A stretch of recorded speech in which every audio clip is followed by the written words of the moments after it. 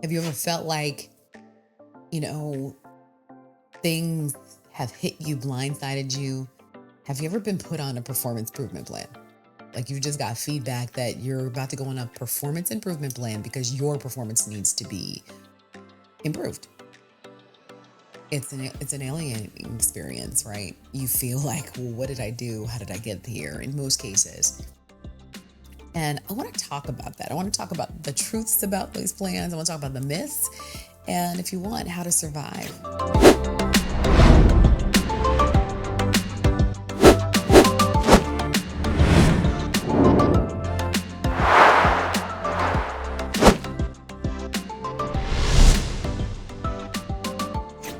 Welcome to So Your Boss Sucks Now What? I'm Natalie Parker, and we're doing things a little different this episode. No guests, just me.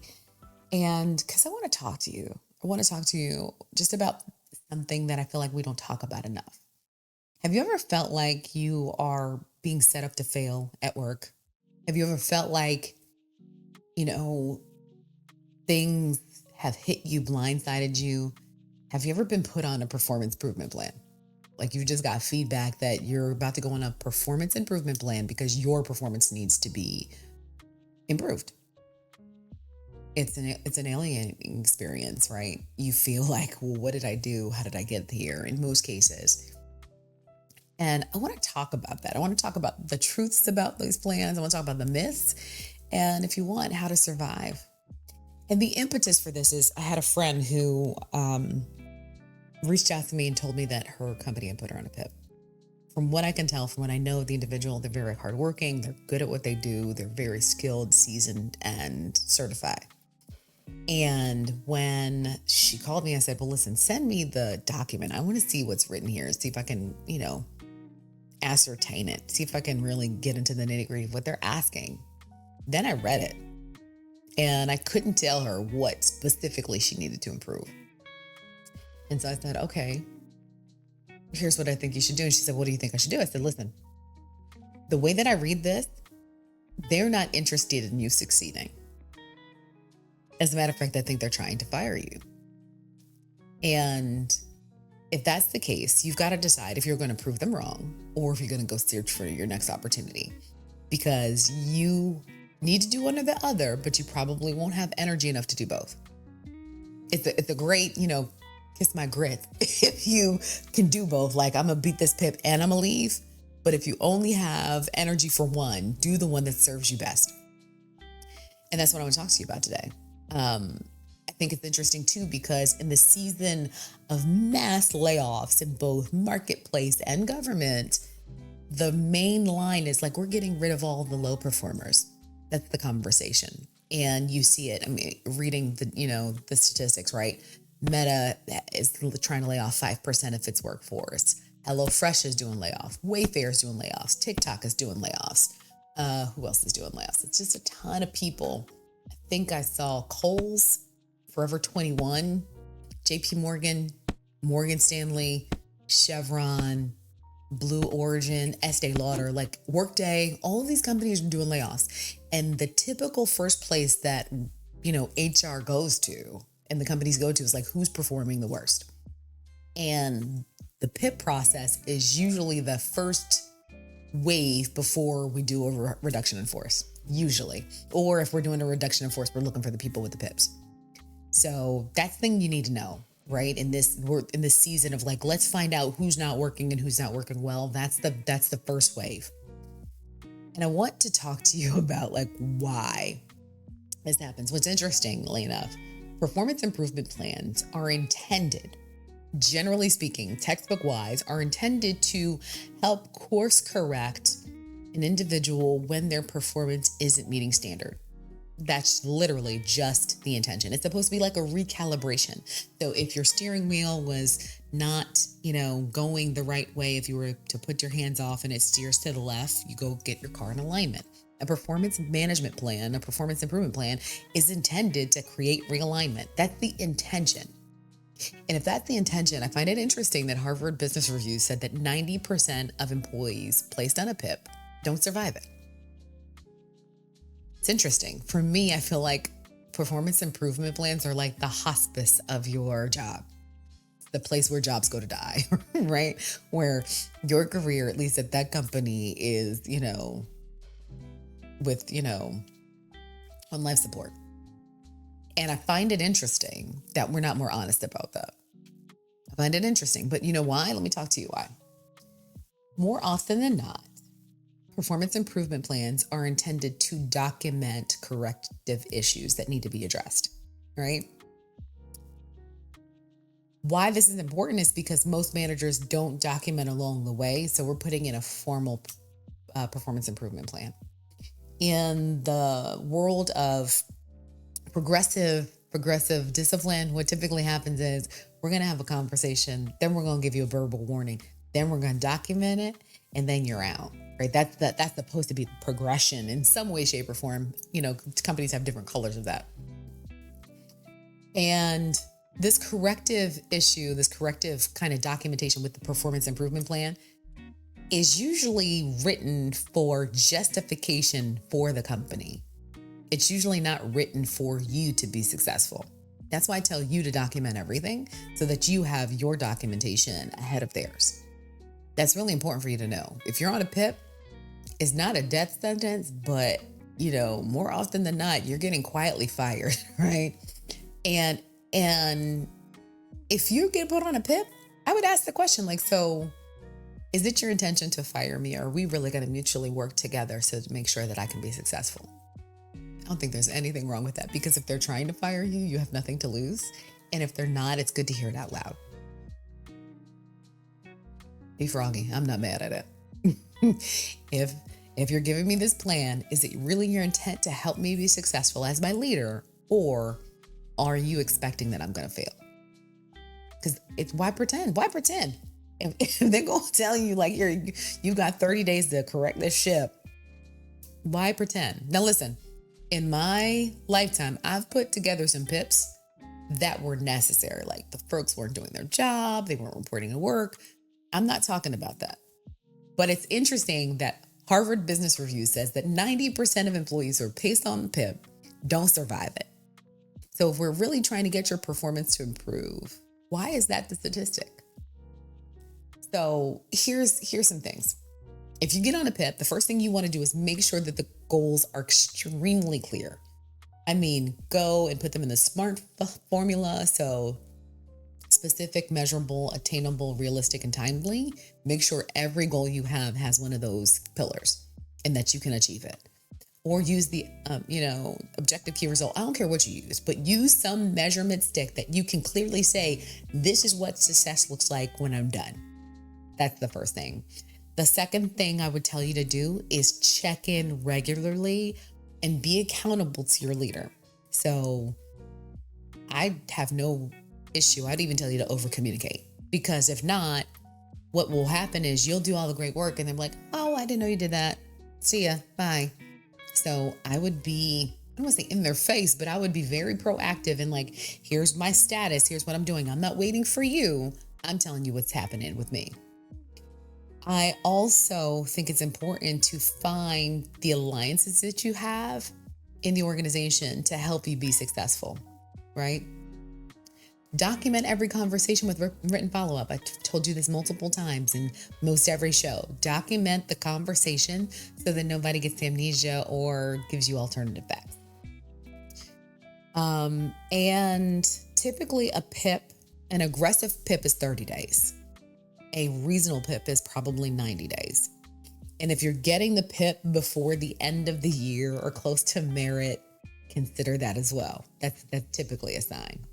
And, for me, some of the best practices of PIPs is really collaboration. Who's working with you to make sure you're successful? If you don't know how to do what they're asking you to do, ask them who you can partner with. See if they're really willing to give you resources to be successful. And I'd also recommend you going over the employee handbook in your organization to see what, if any, of the things that you've been asked to do correctively are lining up with the expectations there. Now, I want to get into the top 10 things they won't tell you about a PIP, right? More often than not, it's for legal documentation. We're thinking about, if we have to go to court and you're trying to sue us, if you're in a protected class for age, gender, race, whatever, we're making sure that all of our I's are dotted and all our T's are crossed. That's why it's important for you to have similar content for you to be able to articulate your position. That's really the point. Most performance improvement plans are for documentation for you, for the company, to guard itself from any litigation. More often than not, when you're put on a PIP, we talk about quiet quitting, but there's also this thing called quiet firing, where the leader or the organization kind of just stops giving you work, stops paying attention to you, stops because they're already planning for your exit. Have you ever felt like persona non grata in a role where your leader's just not talking to you anymore?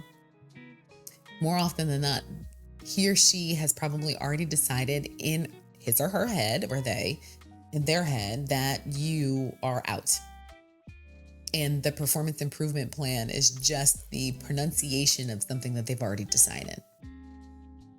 So again, I think asking the question is really important. Sometimes a performance improvement plan is a part of your leader's discomfort, right? It's a way for them to shield themselves from some other protection or other lack of performance that they have, right? If we had a whole episode about scapegoating, right? Sometimes the scapegoating can barrel into the fact that let me give you this so that I can tell people it was your fault when you're gone, right? I can count on my hands, my toes, and all of my members of how many people have been blamed for something after they left a company as a way to bury issues. Has that ever happened to you where that somebody's blamed you for something after you left? It's interesting. As much as you would like to think the next, the top 10 things. So the first thing is the company's trying to protect itself. The second thing is you're probably already getting quietly fired. The third thing is HR is not a neutral party. The human resources function is a function of the employer. And I know plenty of HR people who are good and fair and honest, and we try to do the right thing. And the HR professional in your organization is still an agent of the company. And so while they can give you perspective, while they can give you support, they are still an agent of the company. And you have to remember that they're there to protect the company, not necessarily you. It's great if you have great HR people. I've been really blessed to work with some great people in my profession. And I also have seen people fall victim to thinking that HR was there for them and they're not, right? We are the builders of culture, but we have a very interesting both and role. And when it comes down to brass tacks, the HR professionals are there to support the company. We talked about this. The goals in number 5, your documentation matters. It's important. Keep it in perpetuity, filed away until you don't need it anymore. But you should keep a running tab of receipts of the things that you've accomplished, who you've told that to, what your metrics were. All of those things matter. Remember in the documentation process that it's not just about the emotions of what you did. I'd actually cast that away. What were the outcomes that you contributed and how did you do it? Number 6, the goals are intentionally vague. I just talked to you about, my friend who got this PIP that was actually quite, if I can find it, I'll share it with you. It was like so-and-so needs to improve by not using, by being more present in meetings or something. But what does that mean? What do you want her to contribute? Has she shut down because you haven't been listening to her in meetings, right?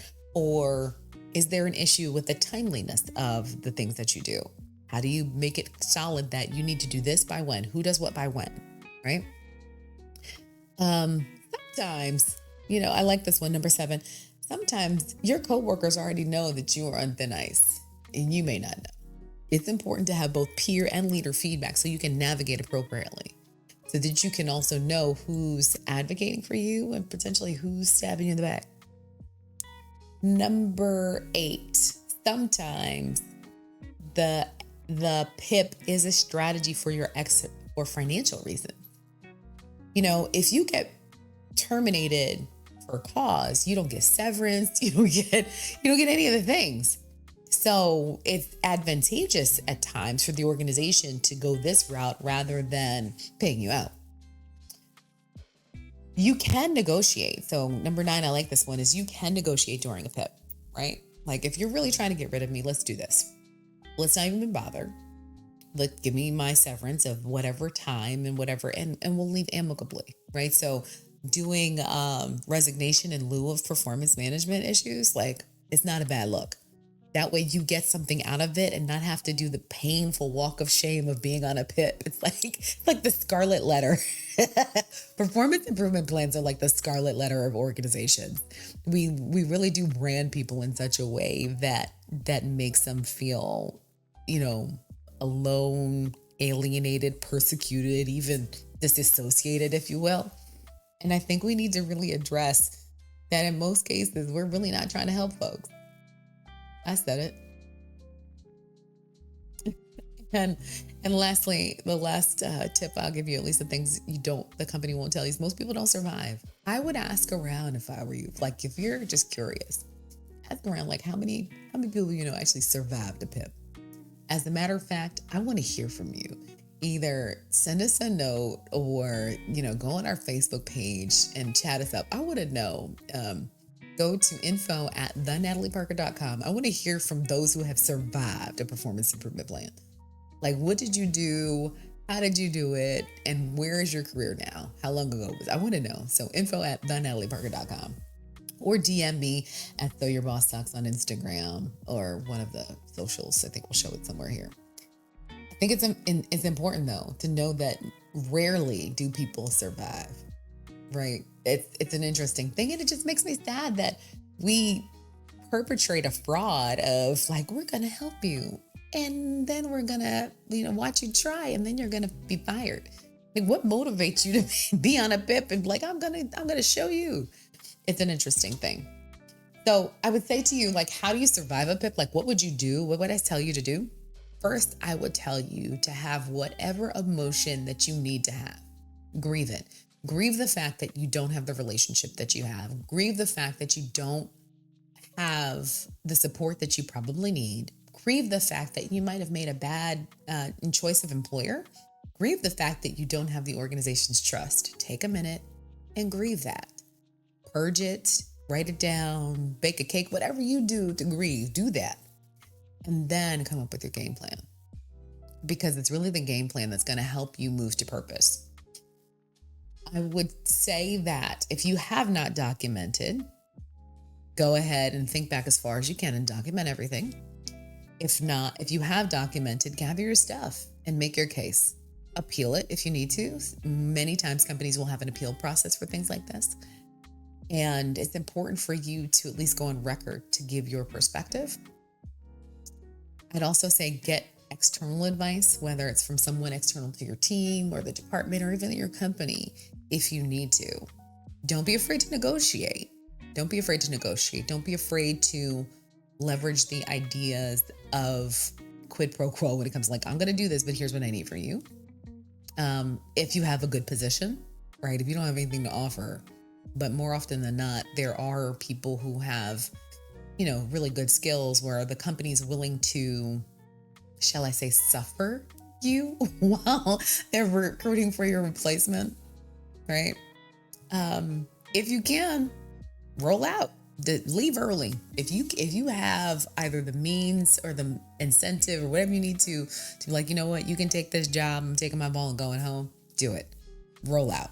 Leave early if you can, and try to exit gracefully. I would really challenge you not to go around telling everyone, like, oh my God, I got on a PIP, blah, blah, blah, blah. That's not a good look for you. Figure out who you can trust, who can help you build your plan, and share it with them and them only. Because the more that you share it around the office, the more that you share it around, the remote office, if you will, you are not giving yourself any credit. You're not giving yourself a good brand. It's not good for your brand. So I would say keep that under the vest and keep that need to know for the people who are supporting you, right? And I said it before, I really do want to hear from those of you who've like been on a PIP. If you've ever been on a PIP and you've had these challenges, I want to hear from you.